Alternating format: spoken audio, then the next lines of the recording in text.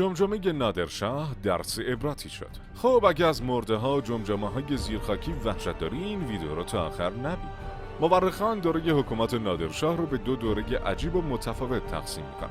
دوره 7 سال اولیه که با قدرت به موفقیت زیادی رسید و ایران را از افول در زمان افغانها نجات داد، اما در دوره 5 ساله دوم که یک عملیات ناموفق ترور به نادرشاه باعث شد که به همه شکاک بشه که حتی رضا قلی ولیعهد خودش رو کور کرد و همین باعث ضعف حکومت شد. انتشار تصویری از جمجمه شکسته شده نادرشاه حاوی عبرت‌های بسیاری برای اهل مطالعه تاریخه، به خصوص که خان افشار یکی از بزرگترین و مرموزترین شخصیت‌های تاریخ ایران بود. این جمجمه در میان استخوان‌های پیکر او هنگام خاکبرداری در ساختمان آرامگاهش در سال 1342 بیرون آورده شد و پس از تعمیر ساختمان دوباره به خاک سپرده شد. پادشاهی که ترس از دست دادن قدرت و کشته شدن داشت، الان شاید حتی زیر خاک جمجمه‌ای هم از اون نباشه.